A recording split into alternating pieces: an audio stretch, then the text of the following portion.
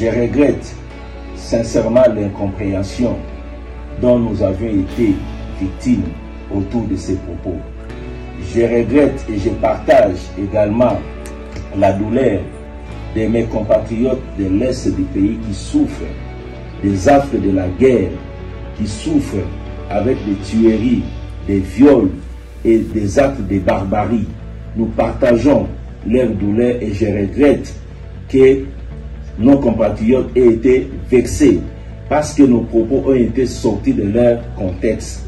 Je le dis toujours, un texte sans contexte est un prétexte.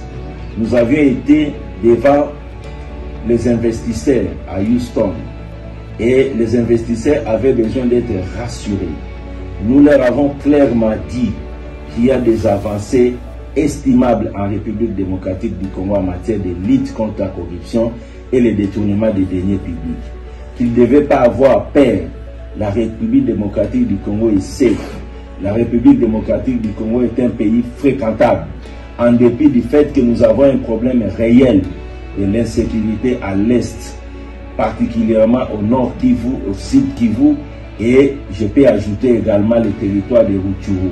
Nous avons nos compatriotes qui souffrent à cause des atrocités qui sont créées par les bandes, les groupes armés à Beni, à Butembo, à Bunia et à Rutshuru. Nous partageons leur douleur. Nous sommes Congolais et le Congo est un. Quand ça ne marche pas à Bunia, c'est au Lualaba qu'on ressent le même phénomène. Quand ça ne marche pas à Beni, c'est à Matadi, c'est au Bandundu, c'est à Kinshasa que nous ressentons les mêmes problèmes.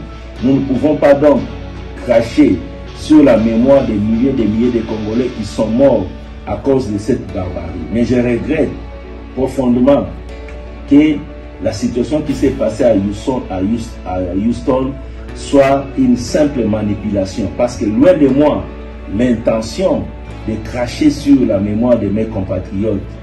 Je partage profondément ce qui se passe dans mon pays, mais je devais rassurer les investisseurs que notre pays est fréquentable, que cette insécurité est contenue. Le président de la République a accepté que la RDC engage des pourparlers avec les responsables des groupes armés pour mettre fin à cette situation. Dans le même ordre d'idées, le président de la République a décrété l'état de siège dans deux provinces de notre pays, le Nord Kivu et la province de l'Ituri. Tout ça, ce sont des efforts qui sont menés par des autorités congolaises souciées de la paix dans l'est de notre pays. Et nos forces armées se battent jour et nuit. Il y a de nos militaires qui tombent chaque jour et ils se battent pour que la paix revienne. Personne n'a le droit. Alors personne n'a le droit de cracher sur un tel travail qui est en train d'être fait et par le président de la République, par le gouvernement et par nos forces armées. Je n'ai pas ces droits-là. Donc, je partage la douleur de mes compatriotes qui souffrent à l'Est et nous sommes de cœur. Et je leur dis, au travers de vous, qu'il s'agit d'une simple manipulation.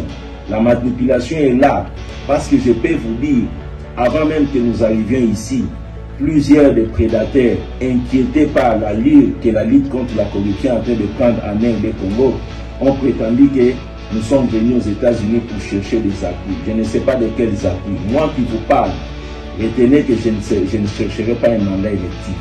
Je serai ni député provincial, ni député national, ni un mandat quelconque. Je suis fier d'être un haut fonctionnaire et je suis fier de traquer les délégats financiers. J'adore ce travail beaucoup.